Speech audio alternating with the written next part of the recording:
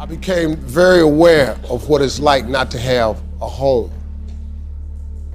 You know, a home, man, is important. No matter how small it is, no matter how bare or meager, at the end of the day, you have the right to be able to say, I'm going home.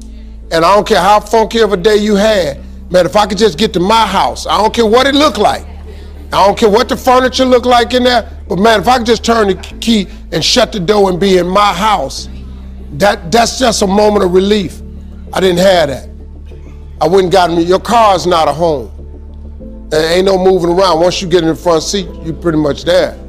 It was very, very difficult, man, but it put a determination in me too, because I was determined. I was determined to be something. And my dreams of being a TV personality was bigger than, you know, I was homeless, man. I mean, you know, you're in a position where you're going, I got nowhere to go except up. I might as well keep hustling. I was in comedy. I just wasn't making nothing. All the money I was making, I was sending back home to my wife and kids. That didn't last long. She got tired of that real fast. But I couldn't go back to Cleveland because I wouldn't have enough money to drive back down south to perform.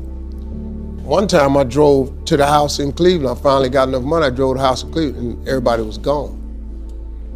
I didn't see my kids for almost 2 years. I ain't see her, nothing. So they just left, boarded up the house. So next thing you know, I'm in the car. I lived there, but it taught me determination, man. I'm a really, really determined person. It also taught me that no matter what happens to you, it ain't over.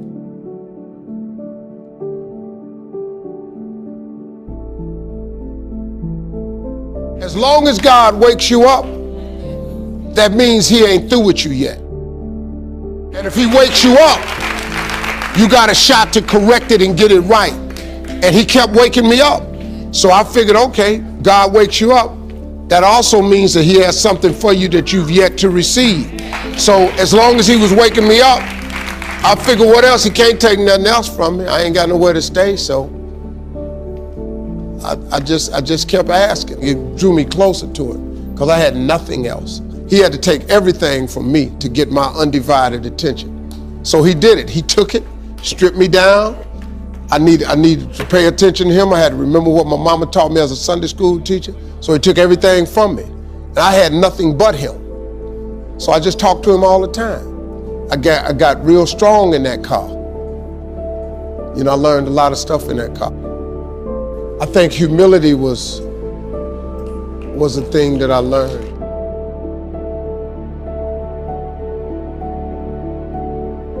Come from nothing. What we want to know is how you got to where you are after coming from nothing. How did you live in a car for 3 years and wind up on more TV shows than anybody? How did you survive flunking out of school? How did you survive all of that? We want to know that, because in case something happens to us, we don't really have the information that you have, or how to come from the back to the front, or how to come from the bottom to the top. So I get asked oftentimes to speak. What I told them was really compelling, because they almost had to never hear it, because they never had to learn it. See, if you've never been in the bottom, there's some stuff you ain't never had to know. But all of you that have been in the bottom, you know it oh too well, don't you? And so when I was telling them how I made it, I was telling them about the fortitude that I developed. And then I told them about the faith that I had. And that was really startling to them. Now, a lot of them are people of faith, but a lot of people who were born with a lot of money ain't really had to have a lot of faith. You understand? You have an idea of what it feels like. You've seen some kids get put in foster care. You've seen child protective services come to somebody's house. You've seen kids come to school with less. You might have been one of the kids that went to school with less. You have struggled to give your kids a better life than the one you had. They don't hear this. But I'm gonna tell you something right now. You can be successful without an education. You can be successful without coming from a rich family. You can be successful. I don't care what color you are, what faith you belong to. I don't care what's wrong with you. You can be successful.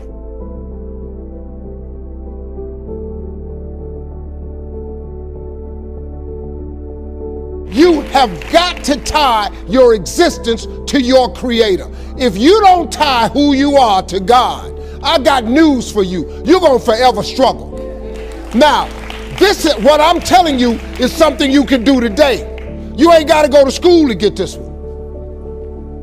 You ain't got to have no meeting with nobody. I'm telling you that if you solidify a relationship with God, you ain't got to ask nobody's permission. You ain't got to check in. He ain't got no line. You can go and form this relationship today, this evening, when you get home.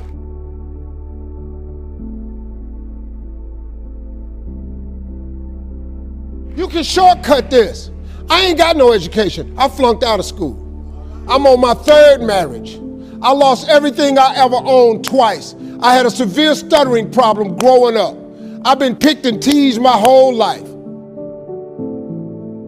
I've been homeless and lived in a car for 3 years. What you finna tell me that I don't know about him? I will tell you what God can do. He can do anything. God can pick you up when you're at your lowest moment. God can take your existence and turn it around. Now listen to me, I ain't no preacher. I'm a street cat. But I got news for you. That's all you got to be. Because you know why?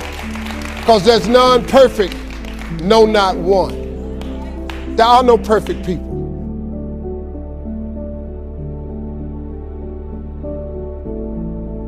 God got you some kind of way. Now the jumping requires faith. Now what is faith? Faith is a belief in things that you cannot see.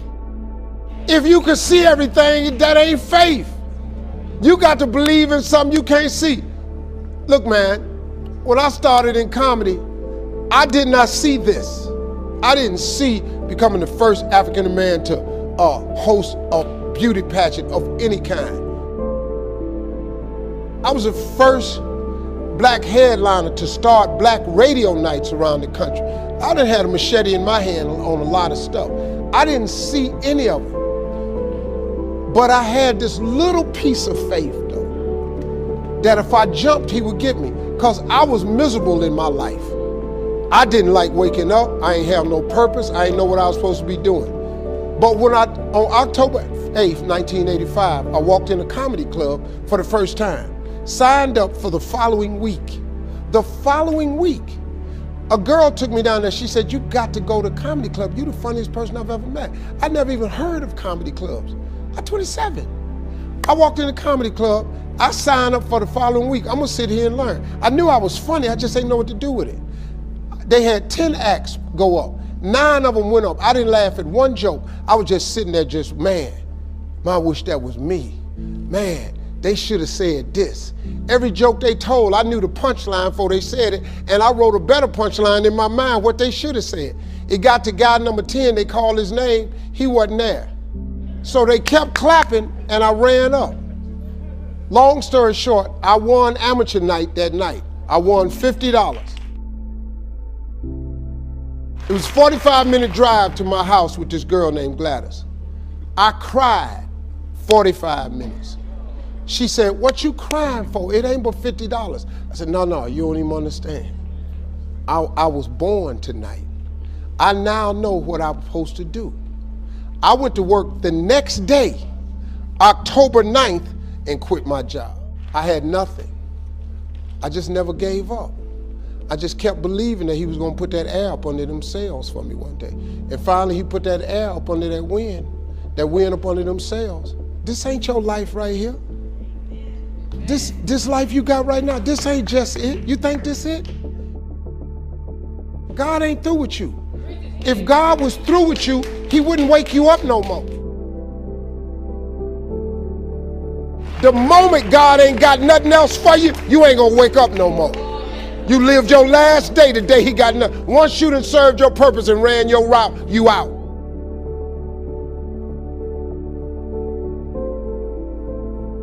If you do not include God in your life, man, you're making a horrible mistake. You're doing yourself a horrible injustice. You're making this way harder than it's got to be.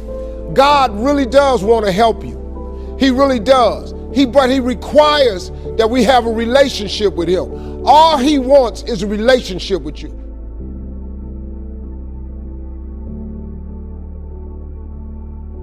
But I'm telling you, if you're trying to make it in this world without God in your life, you're making it way harder than it's got to be.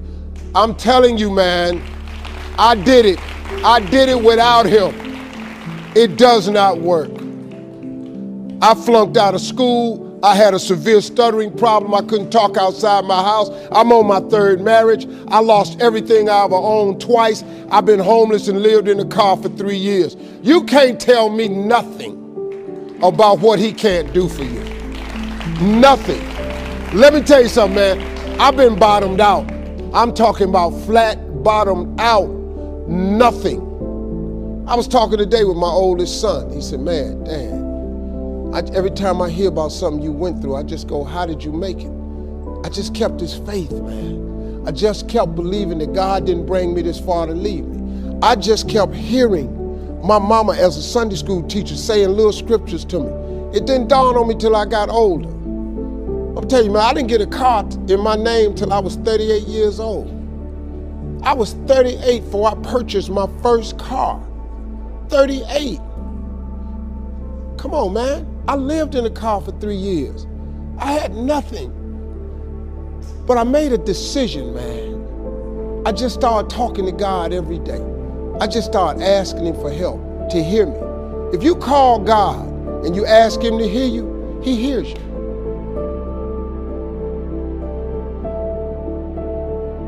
Don't let nobody fool you. Come by your house, knock on your door, talking about it ain't no God. You think because somebody say it ain't no God, you think that make it true? God is real, man. Where you think all this stuff come from? How you think this world got formed? How you really think there's cloud formation? Where you think the waterfall come from? Who made all them animals out there? Who you think make that sun come up every day in the east and set in the west? And it ain't nothing you can do about it. Who do you think make the wind blow? You can't do nothing with the wind. You can't stop time. Who does that? There is a higher power. There is a God. Listen to me. You better get in touch with him.